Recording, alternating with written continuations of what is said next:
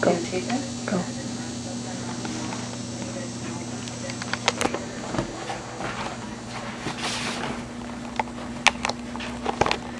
Many would believe having an exotic animal as a house pet isn't such a bad idea. They'll get used to you and won't be a danger to you. As I'm about to present to you, however, this isn't always the case. You might be curious as to what keeping exotic animals as pets even has to do with you. Well, it's actually taxpayers like you who are the ones that have to pay when these animals are turned loose and have to be detained by authorities. You also can't forget about how much it costs taxpayers to put down one of these animals. Personally, I love animals and care about their well-being. This is why I've been looking into the consequences of keeping exotic animals as household pets, and trust me, there's more than you think. Keeping exotic animals just so you can show them off or just to have personal companionship is not only dangerous for humans and the animals, but also the environment. I'll be sharing with you why exotic animals shouldn't be kept as pets. I'll also discuss the dangers that humans face from the animals, the dangers animals face from humans, and also the dangers the environment faces. Finally, I'll end with the current measures being taken to better the lives of the animals. Exotic animals held captive are a danger to humans, both in a physical and health-related aspect. Humans have contracted numerous diseases by having contact with exotic animals that could have otherwise been avoided. When you bring an exotic animal into a new territory, it brings many pathogens normally foreign to humans, as well as other surrounding species. According to the USGS, the brown tree snake was accidentally transported from its native range in the South Pacific to Guam. They are responsible for the extinction of 9 of the 11 native birds and 4 of the 12 native lizards on the island.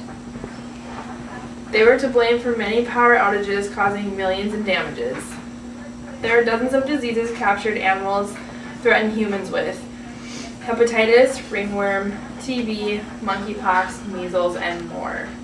There's something more alarming than the number of diseases contracted by animals, and that's the growing rate of attacks and fatalities from these caged animals.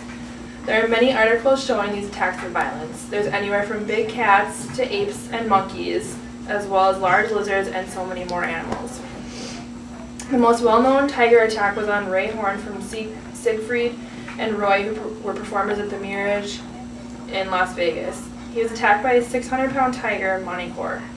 There was no thought that crossed his mind that his dearest pet would ever turn on him.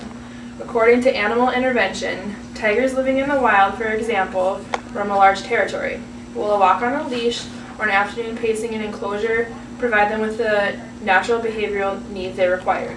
This is a big issue shown with this attack. You can't just cage up an animal as powerful as a tiger and expect nothing to happen. According to PAWS, the effects of feeding wildlife, wild animals who are used to being fed by humans commonly lose their fear of people. So if the animals aren't afraid of people, they'll approach them for food. If they don't have any, the animal gets upset and it only gets worse. So now that I've introduced the dangers to humans, let's turn it around here and recognize the dangers animals face from humans. Just like captured animals can be a threat to humans, humans can be very dangerous to the animals and also the environment.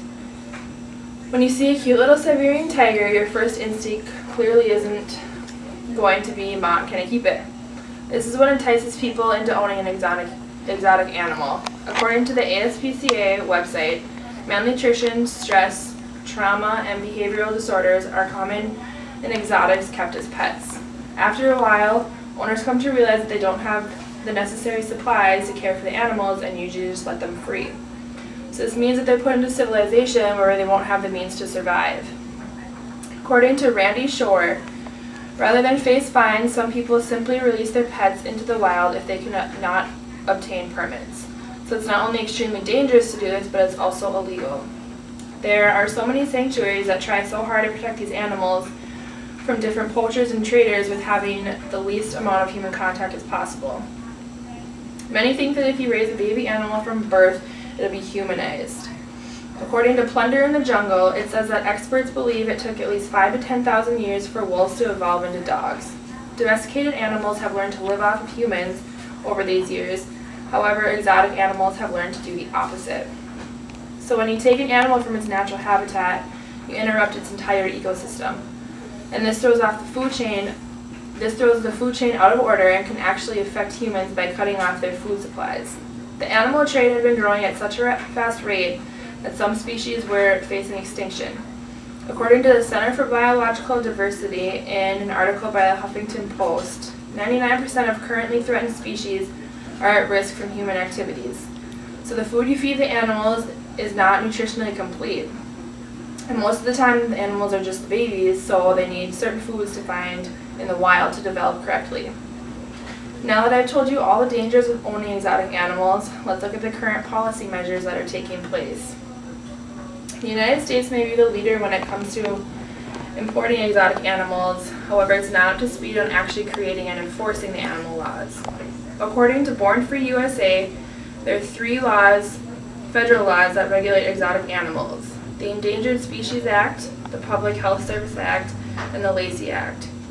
With the ESA, it's illegal to possess, sell, or buy an endangered species regardless whether it's over the internet or not.